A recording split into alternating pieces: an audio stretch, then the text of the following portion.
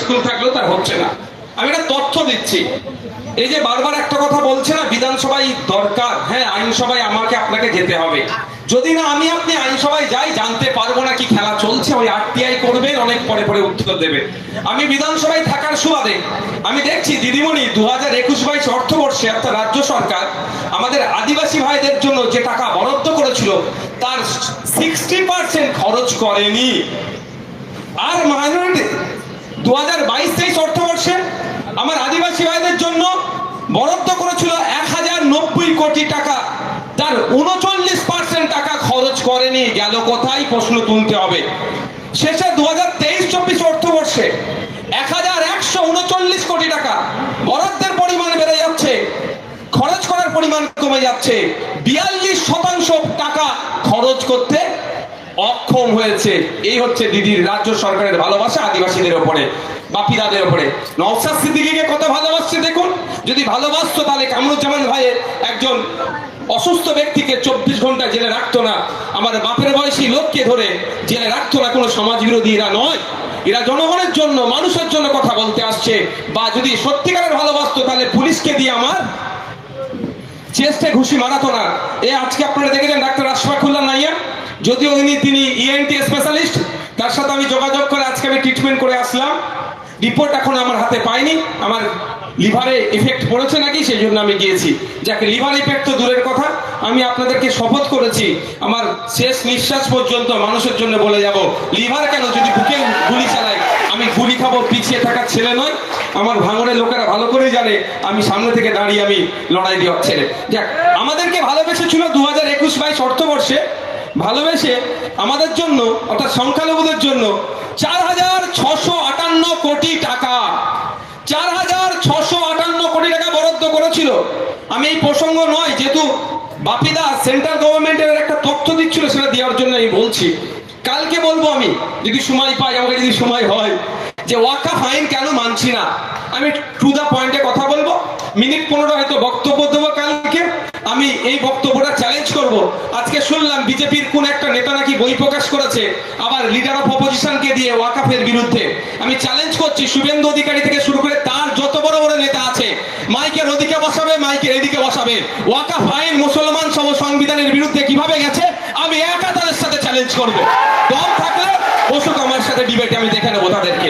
যাক, 2021-22 অর্থবর্ষে যে টাকা বরাদ্দ হয়েছিল মাইনরিটিদের জন্য তার 46% টাকা খরচ করতে পারেনি এই রাজ্য সরকার।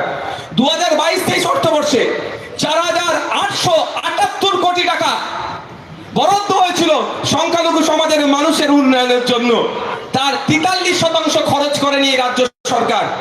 আর 2023-24 অর্থবর্ষে 5022 কোটি টাকা বরাদ্দের পরিমাণ বেড়ে যাচ্ছে, খরচ করার বেলায় বলছে হবে না।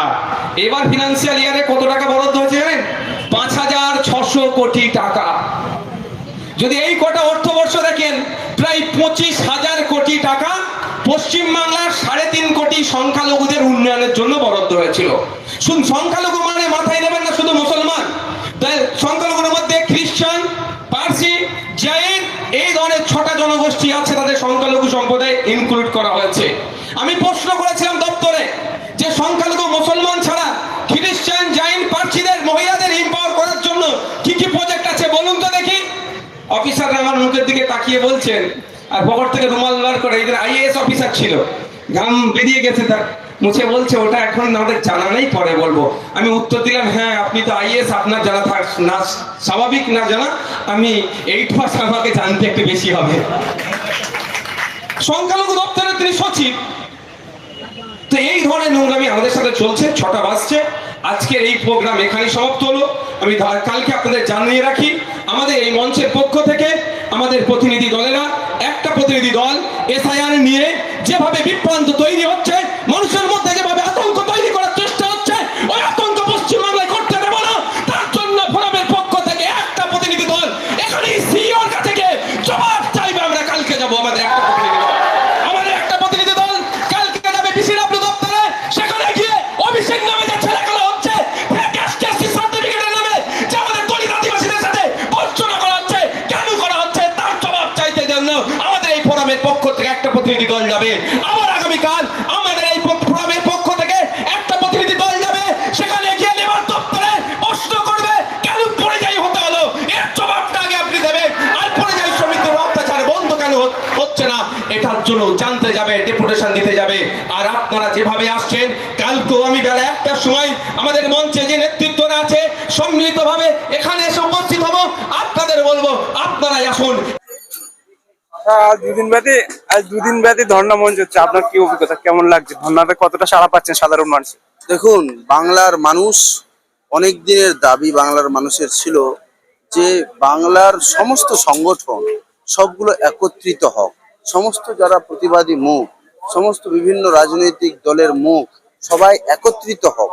এই একত্রিত এবার আমরা হলাম, কিন্তু একত্রিত হওয়ার পরে দেখলাম আসল আরএসএস এর লোকরা যারা যারা মুসলিম প্রেমী বা সংবিধান প্রেমী সেজে ঘুরে বেড়ায়, তারা যে আসলেই না মুসলমান প্রেমী না দেশপ্রেমী, অ্যাকচুয়ালি তারা কিন্তু আরএসএস এর এজেন্ট। তাদের মুখোশগুলো এই আন্দোলনের পরে উন্মোচন হয়ে গেল, যে আন্দোলন করার মাধ্যমে আমরা বুঝতে পারলাম যে আসলে আমাদের বন্ধুকে শত্রুকে। তো এখন যেইভাবে যিনি আন্দোলন রুখে দেওয়ার আমাদেরকে শত্রুতা করেছিলেন মমতা ব্যানার্জি, আর তার সঙ্গে তার চাঙ্গো পাঙ্গো যার এজেন্টরা, তারা আমাদের আন্দোলনকে নষ্ট করার চেষ্টা করছে। কিন্তু ভুলে যাবেন না, এটা একা একটা সংগঠনের আন্দোলন না, এখানে 32টা সংগঠন রয়েছে, বিভিন্ন রাজনৈতিক ধারণার লোক রয়েছে। আমি নিজে জাতীয় কংগ্রেসের একজন কর্মী এবং নেতৃত্ব দিই, এবং আরো বহু লোক বিভিন্ন রাজনৈতিক দলের রয়েছে। সবাই আজকে এক ছাদের তলায় একত্রিত হয়েছি, ঐক্যবদ্ধ হয়ে কালেকটিভ লিডারশিপকে আমরা তুলে ধরছি। মূলত এসআইআর বা শ্রমিকদের উপরে অত্যাচার বা ওয়াকাফ আপনারা আন্দোলন করছেন মূলত কেন্দ্র সরকারের বিরুদ্ধে, কিন্তু রাজ্য সরকার না, আমরা কেন্দ্র সরকারের বিরুদ্ধে আন্দোলন তো মূলত করছি, কিন্তু রাজ্য সরকারেরও করছি। যেমন এসটি এসসি ওবিসি, যেমন ফেক এসটি এসসি ওবিসিদের করে দিয়েছে, ফেক একেবারে মুসলিম মাইনরিটিসদেরকে ব্রাত্য করে ডেপ্রাইভড করে তৃণমূলের কিছু লোকেরা বাদই দিয়ে দিয়েছে, ওবিসি তালিকা থেকে বাদ দিয়ে দিয়েছে। আর যারা ওবিসি হওয়ার যোগ্য নয় তাদেরকে এই করে দিয়েছে।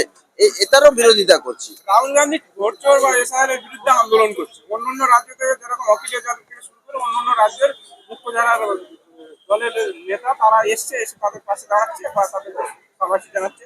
আমাদের রাজ্য থেকে বলছে ইন্ডিয়ার জোটে আমরা সাথে আছি, কিন্তু ইন্ডিয়ার জোটের কোনো আন্দোলনেই যাচ্ছে না না, উনি তো ধোঁকাবাজ, মমতা ব্যানার্জি রাহুল গান্ধীজিকে কতটা পছন্দ করেন সবাই জানেন। পছন্দ উনি কিছু করেন না, উনি চান না যে রাহুল গান্ধী ভারতবর্ষের প্রধানমন্ত্রী হন। প্রধানমন্ত্রী হওয়ার ইচ্ছা মমতা ব্যানার্জির খুব, কিন্তু উনি মুখ্যমন্ত্রীও আর থাকবেন না। আর আগামী দিনে রাহুল গান্ধীজি ভারতবর্ষের প্রধানমন্ত্রী হবেন, আর বাংলাতেও জাতীয় কংগ্রেসের নেতৃত্বে বিভিন্নভাবে যেখানে দেখুন সরকার গঠন হবে এবং মানুষ সঠিকভাবে স্বাধীনতা পাবে।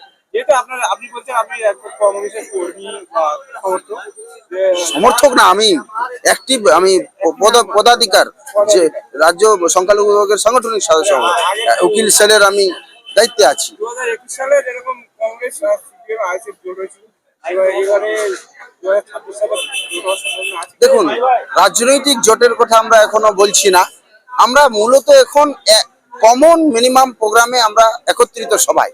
আমরা কিসের এসআইআর এর বিরুদ্ধে, ভোট অধিকার নষ্ট করা, লোকেদের ভোট তাদেরকে নাগরিক থেকেও বাদ দেওয়ার চেষ্টা এবং তাদের ভোট অধিকার নষ্ট করে দেওয়ার বিরুদ্ধে আছি আমরা ওয়াকাফ আইনের বিরুদ্ধে। যেমন জাতীয় কংগ্রেসের সমস্ত এমপি, বেশিরভাগ এমপি কিন্তু নন মুসলিম ছিলেন, তারা যেভাবে স্ট্রংলি করেছে, বিরোধিতা করেছে, আর কোনো পার্টি কি করতে পেরেছে? মমতা ব্যানার্জির পার্টি কি করতে পেরেছে? পারেনি। তো সেখানে আমরা কমন মিনিমাম প্রোগ্রামে এক আছি। রাজনৈতিক যে জিনিসগুলো হবে, রাজনৈতিক আলোচনা বা রাজনৈতিক জোট, সেটা হাইকমান্ড কংগ্রেসের আছে বা বিভিন্ন দলের আছে, তখন ওটা ভবিষ্যতের কথা। মমতা গান্ধী যখন রাজপথে লেগেছিল তখন ইংরেজ স্লোগান নিয়েছে, আর রাহুল গান্ধী যখন রাজপথে লাগছে তখন বিজেপি স্লোগান লেগে যাচ্ছে, বা রাহুল তকমা লাগাচ্ছে ইলেকশন কমিশনার ভোট চুরি করে বিজেপিকে জেতাচ্ছে।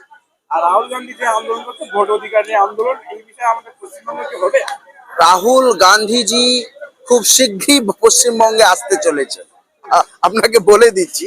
রাহুল গান্ধী খুব শীঘ্রই পশ্চিমবঙ্গে আসতে চলেছেন যারা ভাবছেন রাহুল গান্ধী কেন আসছে না, পশ্চিমবঙ্গে কি হবে, আমি বলছি রাহুল গান্ধীজি, আমি একজন পার্টির একজন অফিসিয়াল পোস্ট হোল্ডার, কয়েকটি পোস্ট হোল্ডার, আমি বলছি রাহুল গান্ধীজি আসছেন, কিছু মাসের মধ্যেই আপনি দেখতে পাবেন যে রাহুল গান্ধী ইলেকশন আসছেন। কমিশনারও প্রমাণ দিয়ে এবং আমি বলছি যে যদি এই ভোট চুরি না করা হতো, তাহলে আগামী এখন প্রধানমন্ত্রী রাহুল গান্ধীজি থাকতেন। ইলেকশন কমিশনার প্রমাণ দিয়ে প্রমাণিত করেছে যে ইলেকশন কমিশনার বিজেপি ভোট চুরি করেছে। তো সমস্ত রাজ্যে যে আন্দোলন হচ্ছে এ নিয়ে তোলপাড় সারা ভারতবর্ষে, কিন্তু আমাদের পশ্চিমবঙ্গে মমতা ব্যানার্জি তৃণমূল সরকার ইন্ডিয়া জোটে আছে, অথচ তাদের কোনো কথাই বলছে না, বা এমনি বলছে যে ইন্ডিয়া জোটের সাথে আছে। তাহলে কি পশ্চিমবঙ্গে ইন্ডিয়া জোটে মমতা ব্যানার্জি নেই, সেন্ট্রাল লেভেলে আছে, কিন্তু তাও আছে কিনা সন্দেহ। এখন পাটনাতে যে প্রোগ্রাম হচ্ছে ওখানে উনি তো যাচ্ছেন না, বা ইউসুফ পাঠান কাকে পাঠাচ্ছেন। তো দেখুন, মমতা ব্যানার্জি রাজনৈতিক, উনি যা দুর্নীতি করেছেন, কংগ্রেসও ছেড়ে কথা বলে না। মোদিকে হাঁটানোর জন্য হয়তো ওনাকে ছেড়ে রাখা হয়েছে, হ্যাঁ ছাড় দেওয়া হয়েছে, কিন্তু ছেড়ে দেওয়া হয়নি।